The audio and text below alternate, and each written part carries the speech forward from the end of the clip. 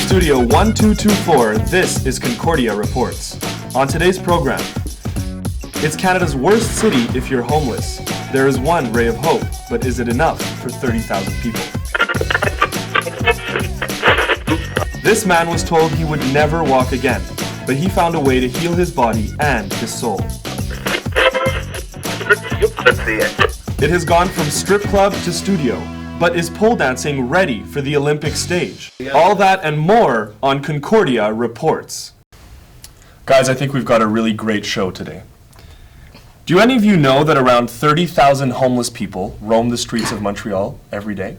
God, Really? that's so many. 30,000? That's a lot. Yeah, shocking, isn't it? Well, the good news is that our new mayor, Denis Coderre, has actually pledged to deal with the issue. We all know that there are plenty of homeless shelters, big homeless shelters around the city. I visited a really special one with a very, very nurturing environment. So take a look. With its bold, vibrant colors and confident brushstrokes, Robert Cuddle's work is that of an accomplished artist. I've been doing artwork a good majority part of my life. I've always loved doing art because whenever you have a certain amount of stress in your lifestyle and want to take on something just a little bit bigger in your life, something that you can be proud of. But, like many artists, Robert's relationship with the world he paints is complex.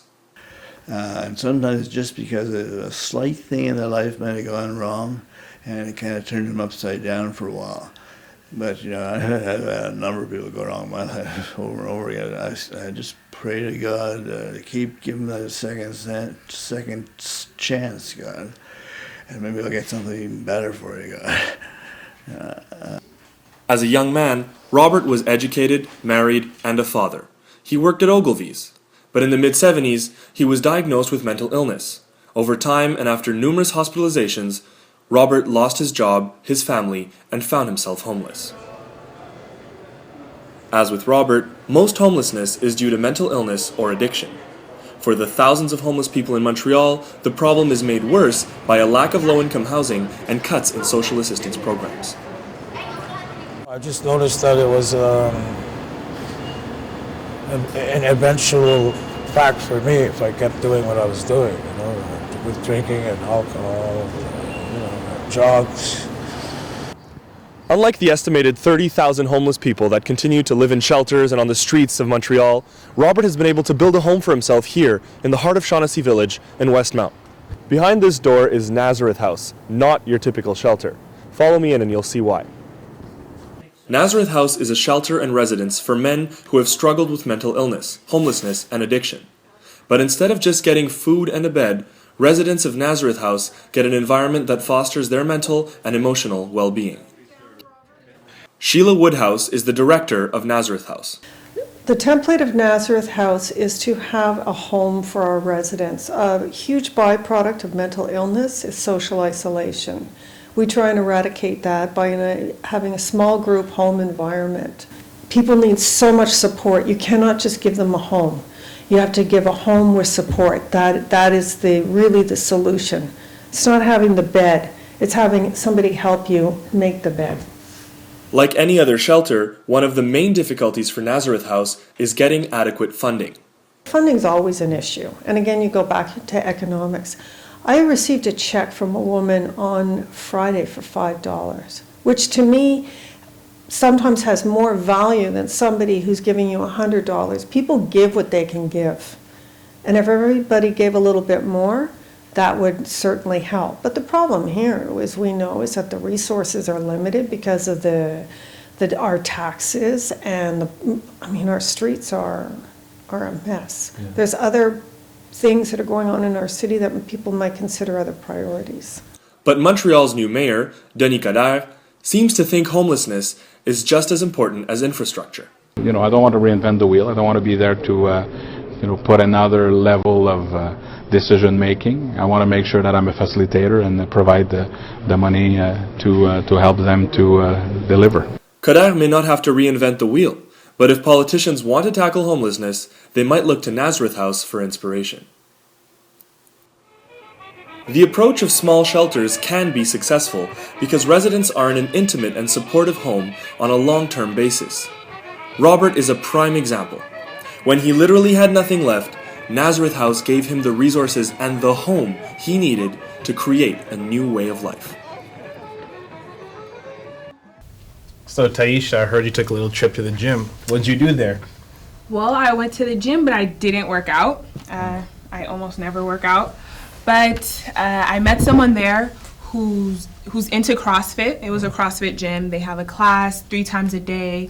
And for about 45 minutes straight, they work out doing push-ups, burpees, doing the medicine ball, and there's almost no rest in between. And I met the trainer there. His name was Chris, and his story is just amazing. If he could work out, we should all be going to the gym. Just watch.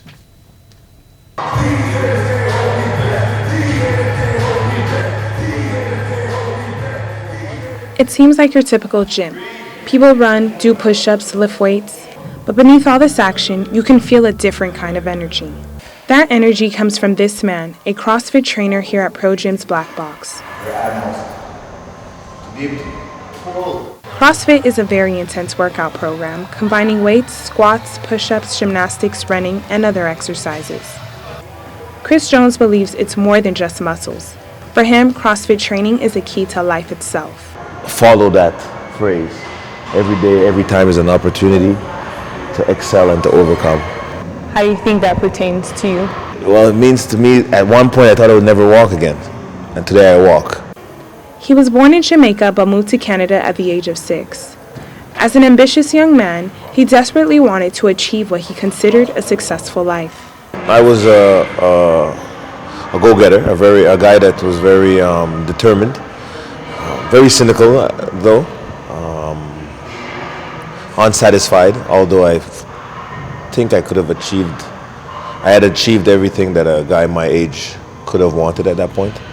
I already had 2 lovely children, healthy, a boy and a girl. I already had a house, company, money, simple material stuff, I guess. That's what they are to me today. Along the way, he got caught up with the wrong crowd, living a life on the edges of the law. Until one night, an argument at a club ended with him being stabbed and shot 9 times. I was so sure of myself at that point that I would have never imagined it would have happened, that the youth would have actually pulled out a gun and unloaded. That night changed his life. Doctors told him he was paralyzed below the waist. They said he would probably never walk again. Well, once I realized what had happened, I was hoping I could go back to sleep and wake up and it was all just a dream, I felt as if I was half a man. I was ashamed that I was in this position, ashamed of the lifestyle I was living up until that moment, but the fact that my children were coming to the hospital gave me hope that there might be something better. The doctors couldn't remove all of the bullets from his body. It would be a long road to recovery. 4 years before he could walk without help. Even then, it would be with a noticeable limp. The breakthrough for Chris Jones came when his friend and Black Box founder, Alexandre Bureau, introduced him to a new form of rehabilitation. So by 2010, Alex introduces me to functional training, where we don't isolate any muscles. We train to become functional with movements that are natural to our body. With CrossFit training, Chris Jones found a way to mend his body and his mind. He developed a passion and a new way of life. What my accident pushed me to motivate people to seek more for themselves and not to doubt themselves and to pursue their dreams and their goals. He wants to help kids who don't have opportunities to develop confidence or a sense of their self-worth.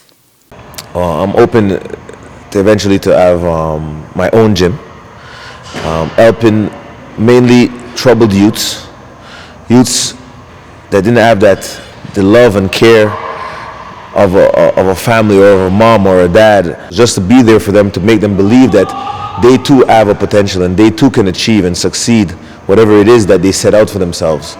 From a troubled childhood and a devastating ordeal, Chris Jones has had a long and difficult road. Overcoming those challenges has given him a purpose and a home.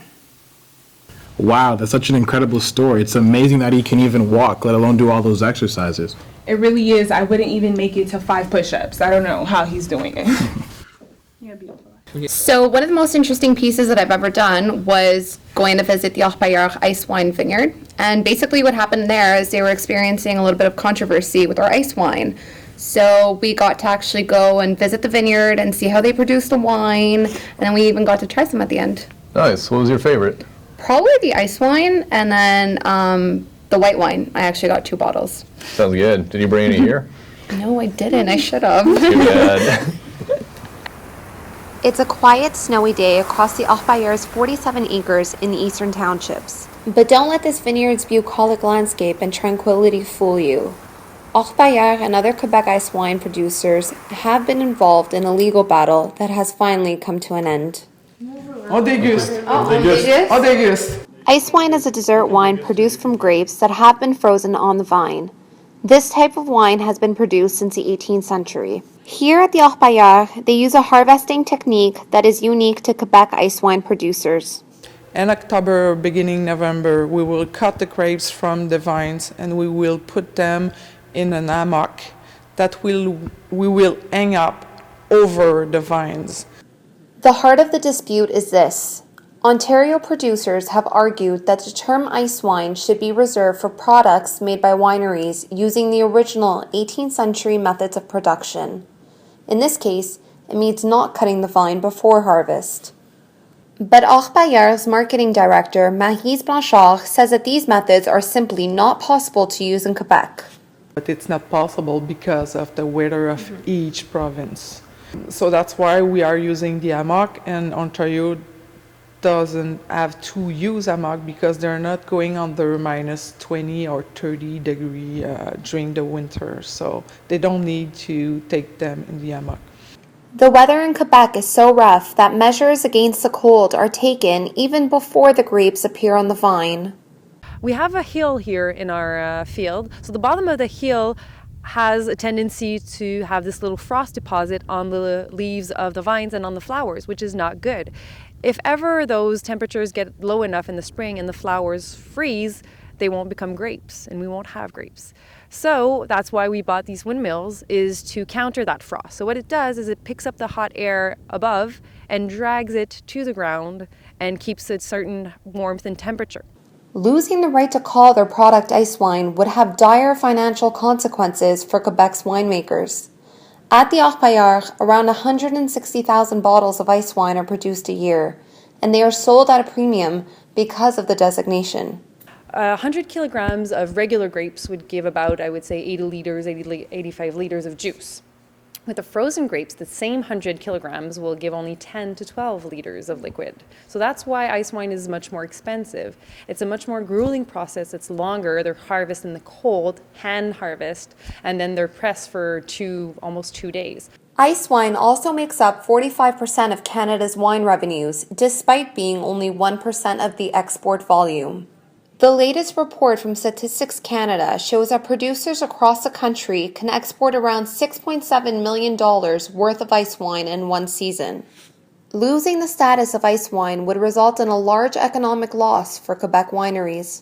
In fact, it would be the worst scenario because we are actually exporting in China and in Japan. And we have to put on our bottles the fact that we are ice wine. Because if we're not, we would call it late harvest. It will not be ice wine. And in fact, exportation will drop significantly because it's not ice wine anymore. Fortunately for Quebec vintners, the Canadian Food Inspection Agency passed new national standards that will allow ice wine to be kept in hammocks until harvest. This means that the Orpaillard can continue to focus on expanding its award-winning selection of wines in the growing international market. So Jacob, you're looking pretty relaxed. I just got back from the spa. I was in a sensory deprivation tank for an hour. Wow, isn't that claustrophobic? I didn't find it claustrophobic. Some people might, but it was so relaxing. I don't think it would really be a problem. And what was it like? I have a hard time describing it, so why don't we just take a look? Everyone has problems. Little things to deal with, little things to worry about, little stresses that eat away at you. This is a place where you can let go of everything for a little while and let your mind be free. Bernard Mello started Ovarium a little over 30 years ago. Back then, it was just a man, a couple of float tanks, and a philosophy. Since then, it's grown exponentially. Bernard now has a staff of over 100 people and offers a full spa service. I sat down with Bernard so that he could explain a little more about the experience of being in a float tank. Can you start by telling us a little bit about the flotation tanks? Well, it's been invented for research on the brain, and what comes in the brain is always from the exterior, and what happens if nothing comes from outside? No sound, no light, no sensation of our weight or anything. And there was many questions about that in the 50s. How did you first find out about flotation tanks? An article in the newspaper La Presse in 1980 about California, what they had there that we don't know about here. And it took me 2 years to find a tank to float in. Called my friends in Toronto, New York, whatever. They didn't know about it. And then in 1982, I discovered through a psychologist that I know that there was one in Montreal. And I went there, I took an appointment right away. Float. It was amazing. I felt my head like a fulcrum and all my body lifting up like if I was, my eyes tight shut, didn't want to see any light. But I felt like I was in the sky, leaving my capsule and being free in space and drifting up from the feet. Wow. It was amazing. After all I'd heard about float tanks, I was still a little skeptical, so I decided to try it out for myself.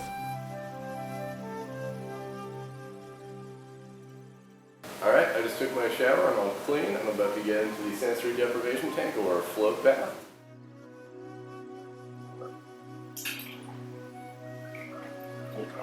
Whoa! Whoa, it's really floaty! Whoa, this is really cool. This is incredible. I'm floating on the surface of the water. I've never experienced anything like this. It's so buoyant. I'm just like pushed to the top of the water. I can actually like sit up almost in the water and I'm still floating. I'm not touching the bottom at all. It's killing these scratches on my hand. It's very painful, but this is an incredible experience. Float tanks immerse you in body temperature water filled with enough Epsom salt to make you float comfortably. Bernard told me that the tank I was in, one of the bigger ones, contains about 50 pounds of Epsom salt. The first 40 minutes of the flotation experience is peaceful, but I wouldn't say it's any better than floating around in the ocean or lying in a bathtub. It's the last 20 minutes that make a real difference. Your brain switches over from alpha or beta brainwaves to theta brainwaves, a state of mind that normally only occurs right before falling asleep and right after waking up. Float tanks stimulate an extended period of this mental state. The experience is a little like being awake and asleep at the same time. That was incredible. I'm so relaxed right now. Words can't even describe this. My skepticism was completely destroyed. In fact, it was so good that I don't think I'll be getting out just yet. So Jacob, how much did it cost? It's $60 for an hour. Oh, wow. So was it worth it? It was, yeah. I would definitely pay to go back. Speaking of trying new things, Dominique and I tried out a pole fitness class the other day. Is it really as sexy as it sounds? Actually, no, it's pretty awkward getting into some of the positions and it really pinches. Does it hurt? It really does. I have bruises in odd places, and it seems so simple when they're showing it, and it's really hard to recreate. But you know, there's women of all shapes and sizes, and they're really helpful to show you what to do.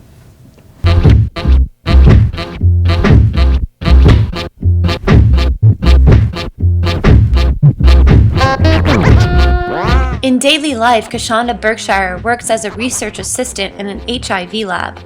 But her passion is pole dancing. She is both an instructor and competitor. Kashonda discovered pole dancing when she attended a bachelorette party and fell in love with the sport. There's definitely a lot of preconceptions that I'm going out and doing this in a club. There's a lot of preconceptions that I'm taking off my clothes, that all you do is sexual dancing where you're grabbing yourself, and it's really not the case. But you get it a lot of places. I had a summer student at my day job, and I was saying, I lost a decent amount of weight just doing pole dancing, and I was really happy about that. And he goes, so how many clubs a week do you dance in to lose weight? None, because I'm not actually a stripper. I mean, that's fine, and it's a legitimate life choice if that's what you want to be doing, dancing in a club. But people don't realize that when you say pole fitness, that there is a strong distinction between the two. In India, pole dancing has been used as an exercise for the last 800 years.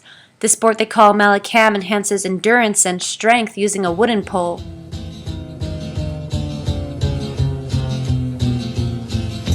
Yeah. In North America, pole dancing started in the Roaring '20s with traveling circuses and sideshows. Performers would use the pole in the middle of the tent. The pole quickly migrated from tents to bars. By the 1980s, pole dancing increasingly became a feature of burlesque, striptease, and go-go dancing routines. But you ain't been right yet. These boots are made for walking, and that's just what they'll do.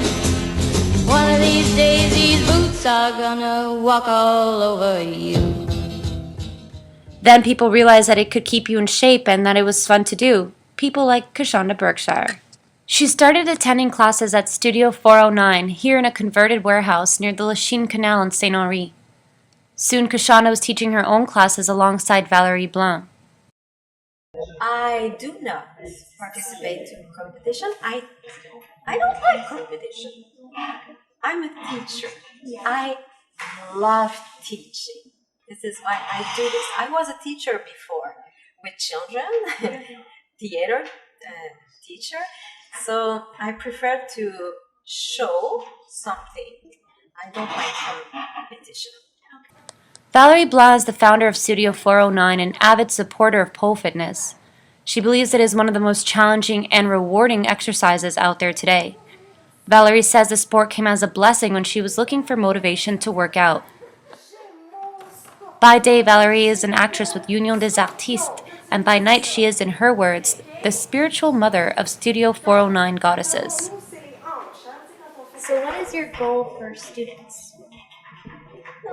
My goal, my student. Honestly, I just want to make them happy, like I am since I do pole fitness. I want to show them new move. I want to give them self-confidence. This is enough. Yeah. This is a lot. Do you think pole fitness has become more popular in the recent years? Yes. Oh God, yes. Oh, a few years ago there was no school, but now almost 5 or 6 schools in Montreal, in Quebec. Yeah, which is good. But each school is different. You have to find your own style of school. As she improved, Kashonda started competing a few years ago. She says strength is really put to the test at the competitive level. Pole fitness, when you're within that world, there's a strong pull towards the fitness side of it to try to get it into the Olympics, because you're not going to get really pole dance into the Olympics. So pole fitness is a lot more focused on technique, having straight lines, holding moves in precisely the right angles. And there's competitions within pole that are focused towards pole dancing and pole fitness. For example, Australia has a pole theater competition. So there you have different segments where you're judged on, I think, doing dramatic dances, doing a comedy dance. They even have one that's called a pole classic, where you are required to strip. Because in Australia, there's a lot more of a push towards the sensual side of it and keeping it, they're saying, in its roots in a strip club. Although there are many stereotypes still associated with the sport, pole fitness has come a long way from those sleazy bars. Even though Valerie doesn't compete, she and many others who are passionate about the sport's combination of strength and grace are petitioning to have pole fitness included as part of the 2016 Summer Olympics.